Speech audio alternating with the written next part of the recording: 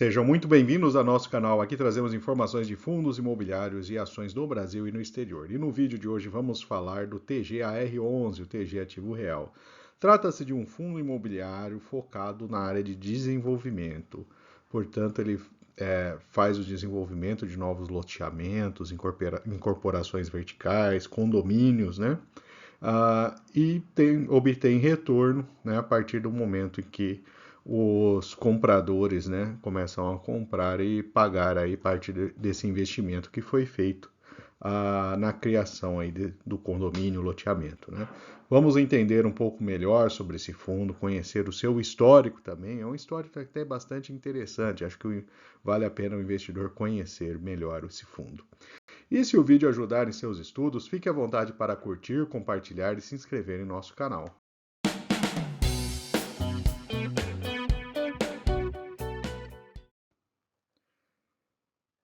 Vamos começar então falando do portfólio do fundo, né? Então, ativos de crédito, né? Que é a estratégia core do fundo. Ele possui aqui uma lista, né? Os principais ativos.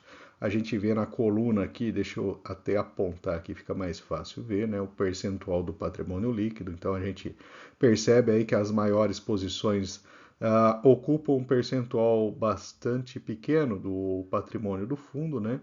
Então, essa é uma característica também, né? Bastante pulverizado o portfólio, né? Falando aqui das principais posições, nas primeiras posições, é um multipropriedade, o Gran Paraíso, né? Um multipropriedade em Campos do Jordão, São Paulo, né? Temos aqui a Cred Blue, né?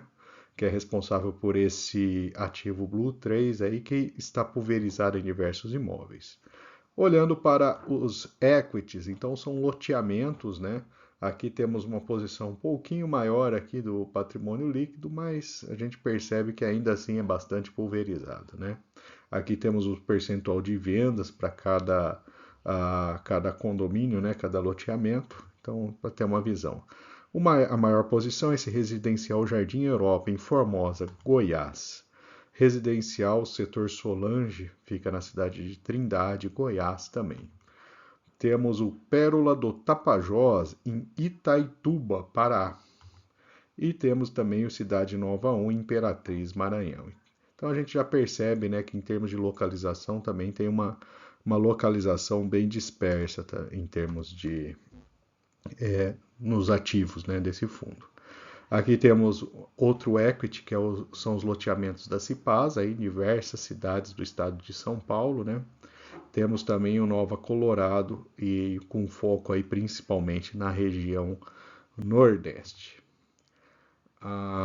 Temos também incorporações, né, na cidade de Chapecó, Santa Catarina. Temos o Aura Resort Residence, né? Então são um conjunto aí de um condomínio, né? E o Grand Life em Anápolis, Goiás.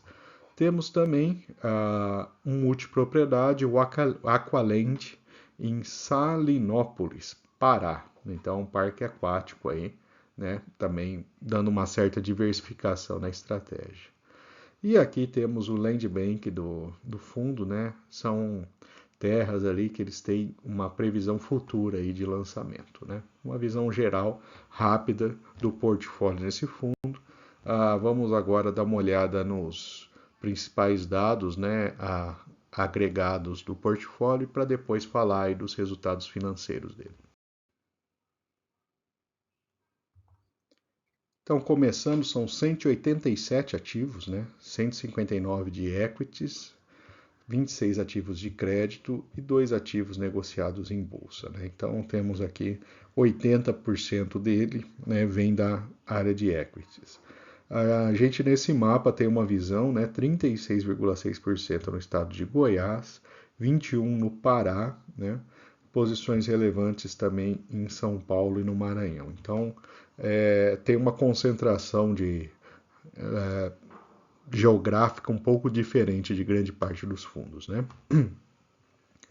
Olhando o portfólio de equities, são 65% de loteamentos, 21% em corporações e 11,8% multipropriedades. Então, essa é uma visão geral consolidada ali, né? Em que a taxa interna de retorno, né, real ao ano, né, gira aí na casa acima de 15,5%, né? A gente observa aqui, deixa eu apontar para ficar até mais fácil aqui, ó, essa coluna que a gente tem a expectativa ali de retorno desses investimentos. É um bom retorno de certa forma, né? Agora temos o portfólio de crédito, focado aí na área de incorporação, né? Multipropriedades e home equity. Então, temos todos eles aqui, todos os ativos de créditos indexados ao IPCA. E agora temos um dado que eu considero importante, né, desse histórico. A gente tem o fechamento do último ano, né, do resultado do quarto trimestre de 23 do fundo, e a gente observa alguns detalhes aqui importantes, né? Principalmente preço do metro quadrado vendido. Quando temos loteamentos abertos, né, a gente observa aqui que o valor em relação a 22, né, ele saltou de 259 para 489 reais por metro quadrado. Então houve uma valorização bastante significativa, né? E a gente observa que o número de unidades vendidas também se manteve num patamar bem próximo, ou seja, houve aumento sem queda do número de unidades vendidas. Já condomínio fechado, né, a gente saiu de 400 para 906 reais. Então, mais do que dobrou o preço do metro quadrado em condomínios fechados. E a quantidade de unidades também se manteve, aí até aumentou um pouco, né? Já o preço de incorporações verticais, né, aqueles condomínios de prédio, né, que a gente está acostumado a ver em diversas cidades, saiu de 6.800 para 6.000. Então, é uma área que está tendo diminuição do preço do metro quadrado. Houve estabilidade também nas unidades vendidas.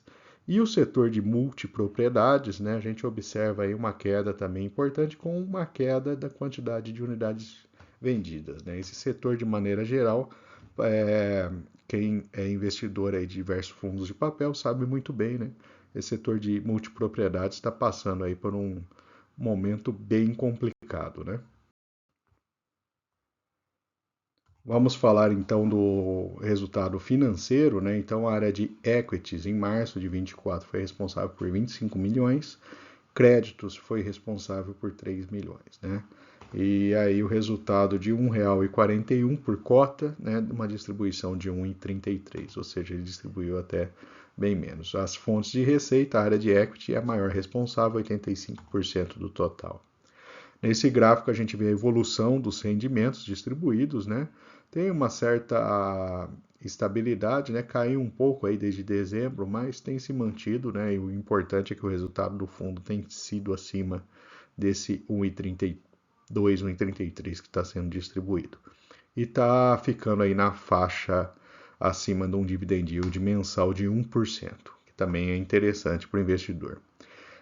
Nesse histórico aqui a gente tem o histórico de rentabilidade dele, né? Então ele passou uma certa dificuldade no ano de 2021, 2020 também, mas tem tido um histórico bastante interessante, tanto é que a sua valorização fica bem acima do IFIX no período, né? Em termos de negociação, volume já era um volume interessante de negociação, né? Ele se tornou um volume mais alto ainda, né? Então a gente observa aí esse maior interesse dos investidores pelo TGAR11.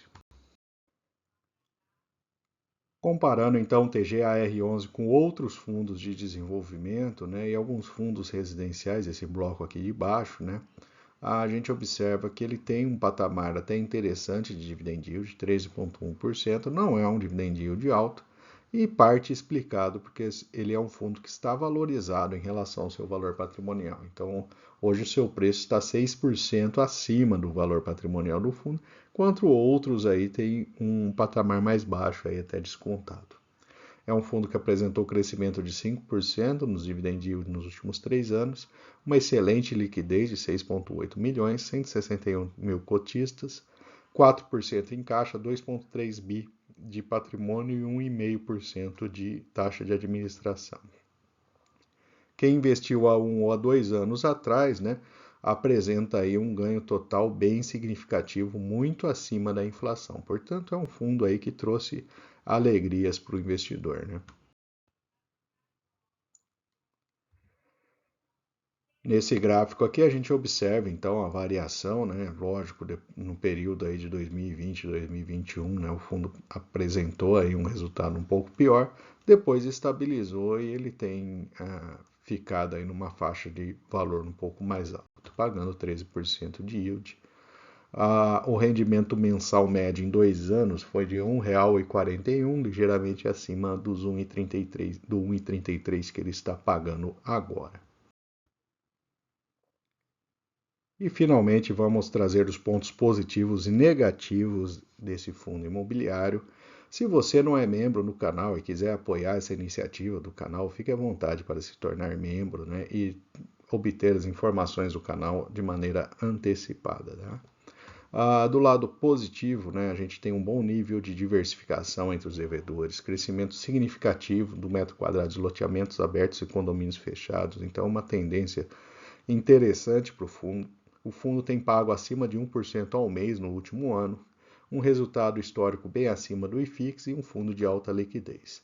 Do lado negativo, a concentração de setores em loteamentos, em corporações verticais e multipropriedades, então tem uma concentração setorial bastante forte. Se a gente tiver problemas no setor, né, o fundo terá problemas também.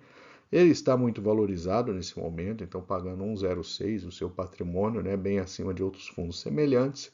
E setores de incorporação vertical e multipropriedades merecem atenção, né? São os sinais de alerta que a gente identifica aí nesses dois setores especificamente. E vou aproveitar para deixar nossa playlist de fundos imobiliários. Lá você encontra diversos ativos. E fique à vontade também para curtir, compartilhar, comentar o que você achou desse vídeo. E se você não for inscrito, também deixarei o link aqui para você se inscrever em nosso canal.